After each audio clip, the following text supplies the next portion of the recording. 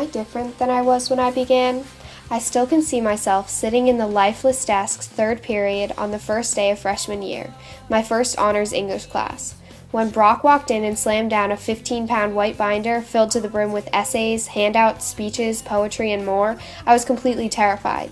Brock was the warden, I was the prisoner, and my empty 3-inch binder was my cell in the 180-day sentence at the jail of Honors English 117. It was one of our first assignments, and a pretty simple one at that. Decorate your binder based on you. Mr. Brockk stressed that this binder should represent everything that you are. I looked around to see all the other honors kids scrambling to scribble down every idea that they had to make their binders perfect. But I had no idea. How was I supposed to decorate my binder based on myself when I don't even know who I was as a writer? A scrawny freshman walking alone in the crowded halls, underwhelmed with the difficulty of high school. I realized, as I went through my classes and met all my teachers, that this was just middle school. The teacher swore some kids had beards, but this was no different than middle school. Yet, I felt as small as an ant. Just like all the other freshmen, I hid in the bleachers at the pep rally, where I first experienced the life-changing dance moves of the real Shawnee A. As Go Back to Cole was first chanted at me. Little did they know that was all I wished to do. First quarter of high school hurtled at my forehead with the greatest velocity, completely unexpected, and knocked me straight on my back.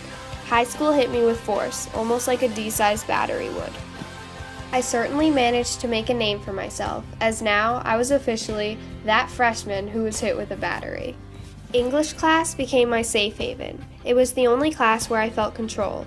History continued to guide me into sleep with the guided notes, the simplicity of geometry caused me to overthink everything the teacher said, and bio was simply impossible. I would immediately calm down when I entered my English class, where all the presidential essays, fractions, and cells were no longer allowed in my brain. Each quarter, I felt like a piece of me was put together.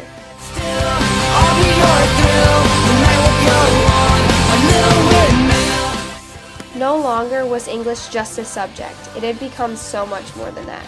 I realized that my extreme laziness would be my downfall in this class, and if I wanted to succeed, I couldn't wait until the last minute to do everything. Unfortunately, I had to learn this lesson the hard way when the night before the mid-quarter check arrived and my binder was empty except for one extra essay messily written on a piece of lined paper and half of a rewrite. In short, I was screwed. That was the first night of high school that I stayed up all night doing work, and I put it completely on myself. The first thing I learned about myself was my lack of time management and procrastination. All the small things. Volleyball season began during the first quarter, and it was here that I found most of my passion for my essays.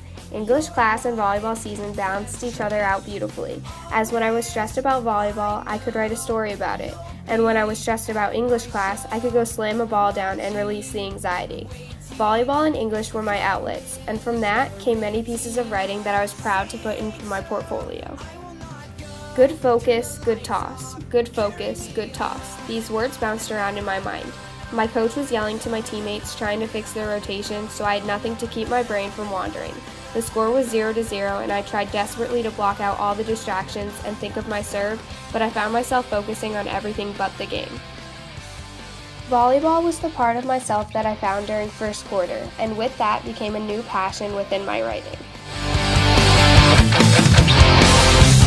Late night, come home. During quarter two, my life began slowing down. Volleyball season was ending, and I finally had fallen into a freshman routine. Unfortunately, that caused my writing to become insanely boring and routine as well. That was when I decided to focus my next few essays on imagery. Every year, it comes and goes faster than the next. I dread its arrival, yet I cannot imagine it leaving, bittersweet in the heaviest of ways. For my development as a writer, imagery and expression went hand in hand. One of my favorite essays I wrote was about a fire that happened at my house.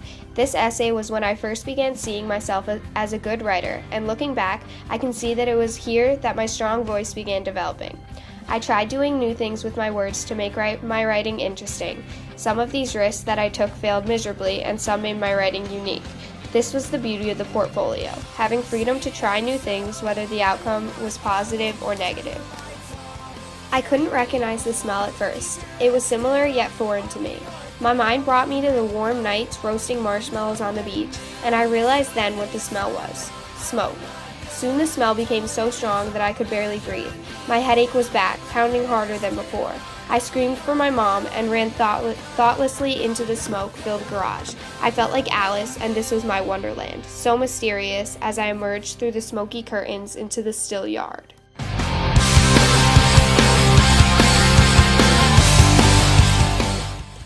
I knew right from the start that I needed to focus on quarter 3 on tone. Looking back on my essays from the first half of the year, my tone was all over the place. In one paragraph, I would sound animated, and then in the next, I would sound lifeless. This resulted in having all my essays choppy.